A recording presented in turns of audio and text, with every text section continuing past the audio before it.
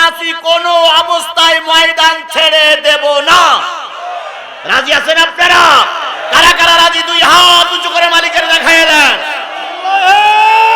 আল্লাহ পাক দয়া করে মানুষ সৃষ্টি করেছেন, আর মানুষ ছাড়া এত সুন্দর করে আর কেউ কথা বলতে পারে না। মানুষ কেন কথা বলে? জিহ্বা থাকলেই কথা বলা যায় না। জিহ্বার পাশে আরেকটা কি জিহ্বা আছে? আলা জিহ্বা। এই আলা জিহ্বা গরুর নাই। দেখেছেন কোনদিন আলা জিহ্বার? গরুর আছে, মহিষের আছে, হাতির আছে। কেবলমাত্র মানুষের আলা জিহ্বা কে ফিট করে দিয়েছে? এই আলা জিহ্বা কথাটা তৈরি করে, ওখান থেকে কথাটা উৎপত্তি হয়, আর বড় জিহ্বা সেটা বাইর করে দেয়। এই জন্য আলা জিহ্বার মাধ্যমে আল্লাহ পাক কথা বলা শিখায়েছে। আবার আলা জিহ্বা যার যতটুকু দরকার তার চেয়ে যদি ছোট হয়, সে কি হয়ে যায়? বোবা হয়ে যায়, তোতলা হয়ে যায়। তাহলে তোতলা মানুষের আবার রাগ বেশি না কম? কেন বেশি? কথা বলতে পারে কম, রাগ হয়ে যায় বেশি।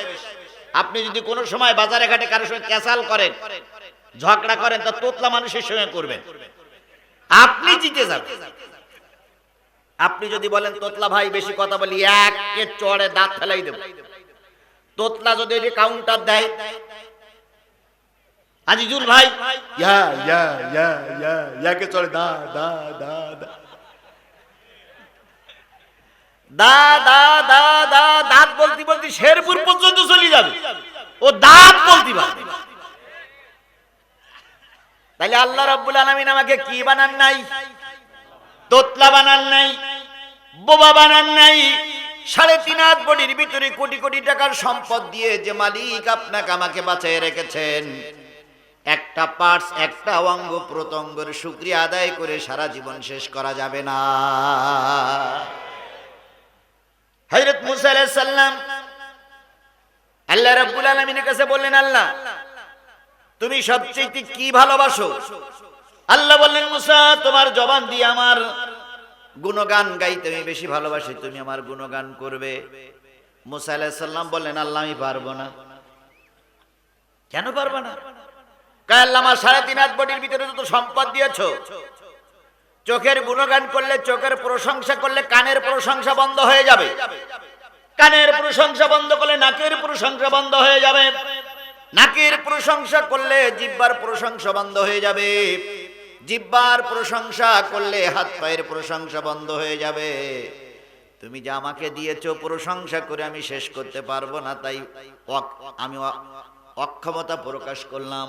আল্লাহ বললেন, মুসা আমার নিয়ামতের শুকরিয়া আদায় করে শেষ করতে পারবা না, এই যে দুর্বলতা দেখাচ্ছো ওটাই আমি শুকরিয়া হিসেবে ধরে নিলাম। তাহলে যে আল্লাহ পাক এত নিয়ামত দিলেন, সেই আল্লাহ শুকরিয়া আসতে না জোরে? সবাই মিলে বলছে আলহামদুলিল্লাহ।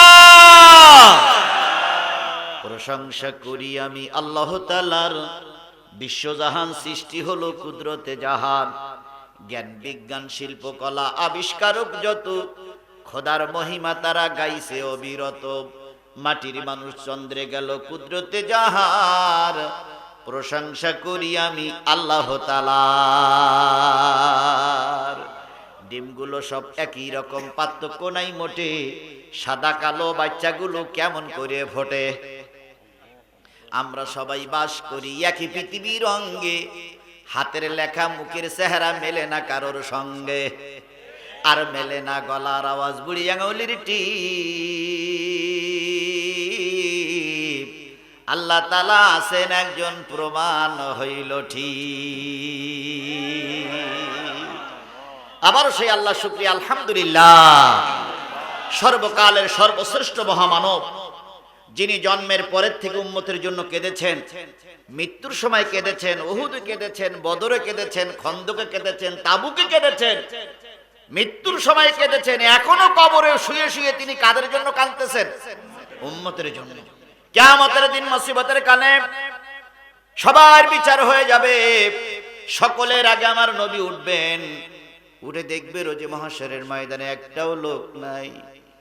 আমার হাবিব, আমার নবী আরশের পায়ার কাছে সেজদায় পড়ে কাঁদবে, মাবুদ আমার সব উম্মত গুলোরে জাহান্নামে দিয়ে তুমি আমারে উঠাইছো, আমি এখন রোজ মহাশরের ময়দানে উঠব না। মালিক বলবে, ও নবী ও হাবিব, সারা জীবন দুনিয়ায় কেঁদেছো, এখন আর তোমাকে কাঁদাবো না। তোমার আগে কোনো নবীকে উঠানো হয় নাই, কোনো উম্মতকে উঠানো হয় নাই, তোমাকে সর্বপ্রথম উঠানো হয়েছে। আমি আল্লাহ ওয়াদা করতেছি, যার জন্য সুপারিশ করবে তাকে আমি আল্লাহ পাক মাফ করে দেব।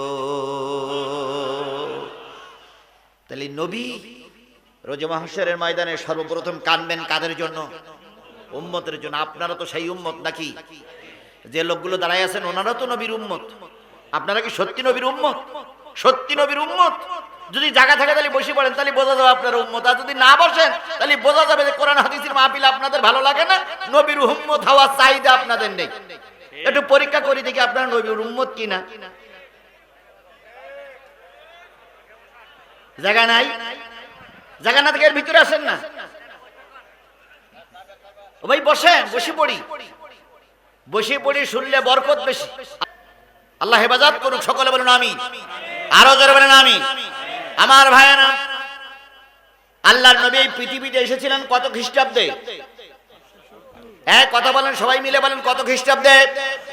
570 খ্রিস্টাব্দের কত রবিউল আউয়াল?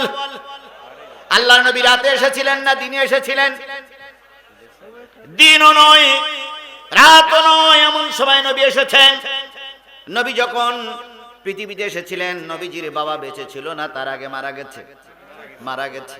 এতিম নবী আমেনার ঘরে আসলেন।